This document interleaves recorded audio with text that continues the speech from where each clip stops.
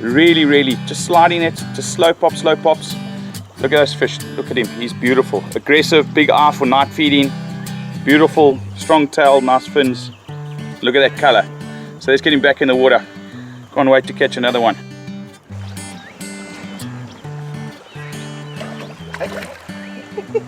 Just gonna clip on this, seems to be the color of the trip at the moment. Little clip. Lander's got the baby on, and I've got the 2.5 meter lip. So what we're gonna do is we're gonna throw along the edge of the cliff here and hopefully get a snapper. You can see the guys casting their lures to the submerged rocky reef. Structures like this usually hold bream and snapper. This fishing is all about the retrieve, and when working a floating tipped lure, it is important to give short little tweaks while retrieving, and then let it float back up to the surface before retrieving again.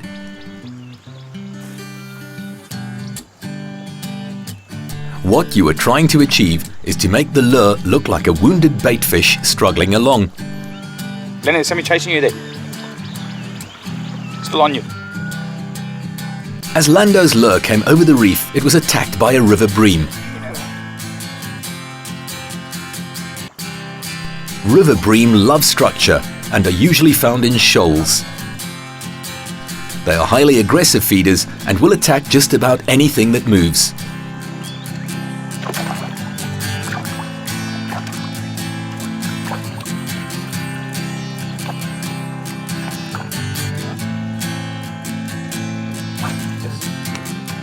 That hit right on the surface, I was pulling slowly, letting it pop up, and it came up once and ate on a saucer halter. Oh, Lando, that's got to be something. Oh, geez. No, I've got to change my angle here because if I get hooked up there, he's going to cut me off.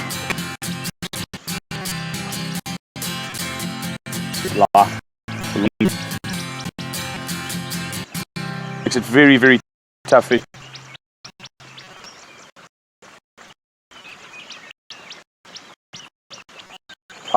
Something pulled on it, we'll see. I'm letting it lie, just tweak.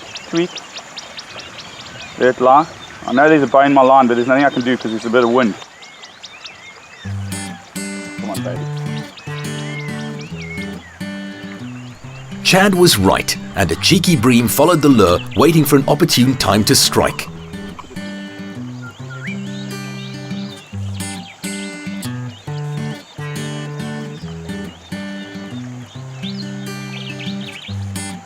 Come on, baby. Gonna lift him up, yeah?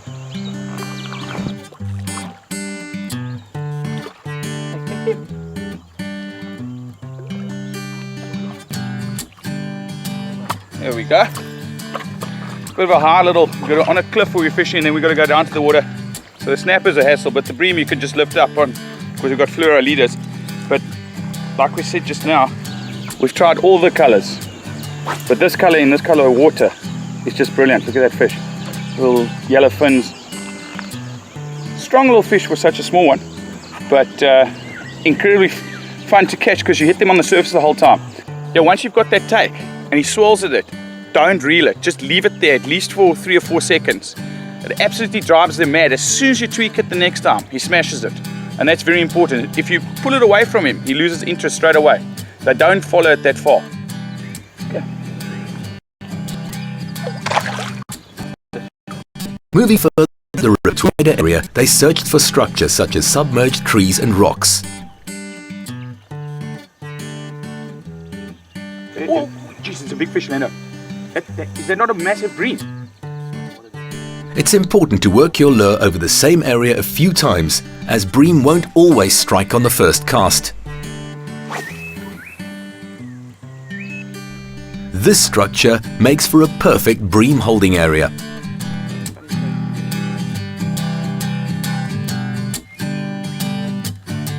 Straight over my shoulder here, there's a beautiful spot for bream here. There's a big log in the water.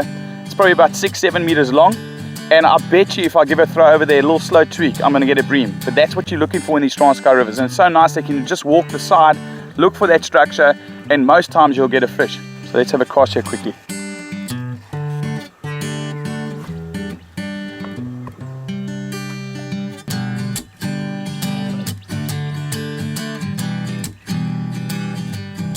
Yeah, I can see him behind me. Oh, there he is. Little tweak. Gonna wait. Fast. Yeah, on the tree. Yes, well done. Over.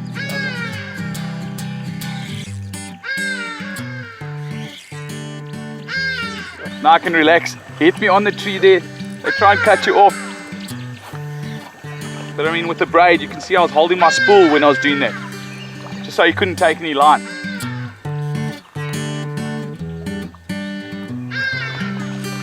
He doesn't want to come in.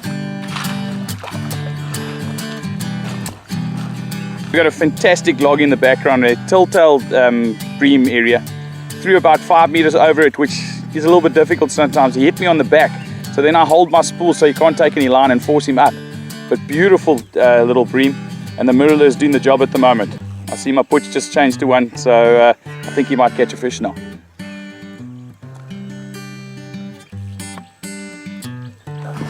Beautiful little fish. Getting back to grow a little bigger. And maybe give someone else some pleasure.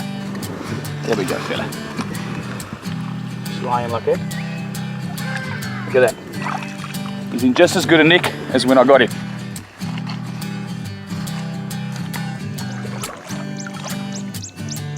Okay, fast. Nice bream.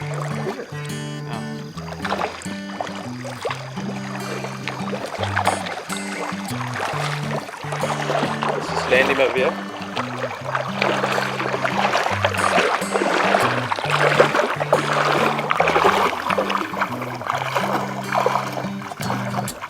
Well, I was spinning up against the trees there and got off the structure and I wasn't expecting much, and then the sorcerer got me a nice river bream, eh?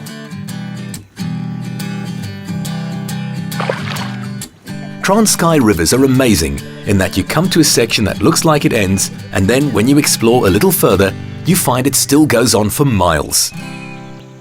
Just fishing a fantastic little area of the river here. Got a beautiful structure of rocks here on the left hand side. Very deep channel where the boat is. Oops, gonna hit some rocks here. Let me just maneuver us through, yeah? But there's some beautiful bream in this part of the river. These bream love to hold along the edges. Slowly working his lure, Lando hooks into a decent sized one.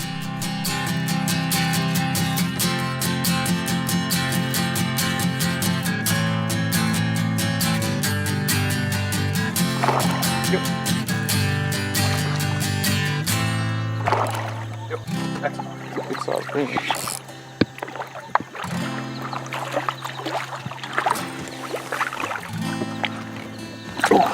Just took. Oh, that's a beauty.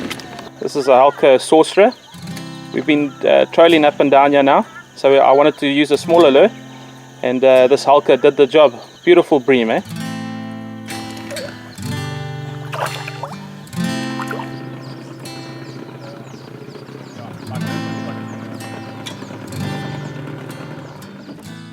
Okay, what I'm going to do now, there's a couple of palm trees and some rocks behind me.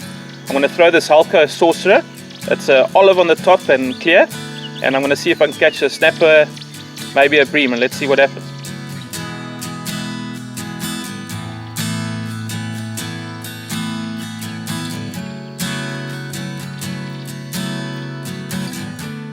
Oh, got him. Snapper. It's a snapper. What is it? That's a snapper. I saw it. Or what's it called? That's a snapper. Small snapper. Yo.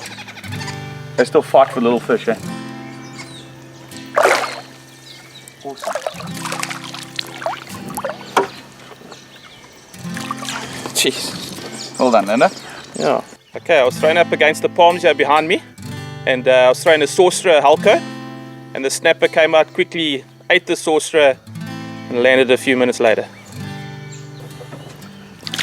There he goes. This is an awesome area for snapper, bream, the odd cob, the odd pick handle. There's mainly snapper and bream. What Lando and I are doing here, we're working it hard because you've got to work every little nook and cranny. We throwing, it's just like bass fishing, throwing up against, working it off, looking for structure, looking for drop-offs, looking for reeds, looking for palm trees that have got bird's nests where the stuff can drop in, and you'll see landers just popping it in there, popping it in, and we just work. That's how you got that snapper just now, and we're going to work it all the way up until we've got no more structure. Let's see what we go.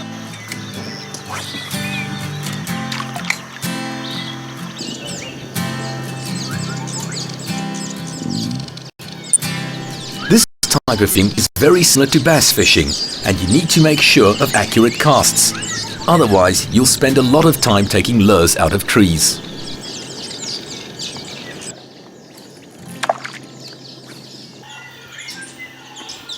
That's the kill, end up. Yo, little snapper. Snapper, yeah. Smacked it off the surface. He did that. Yeah, boy. They're so strong for their size, eh?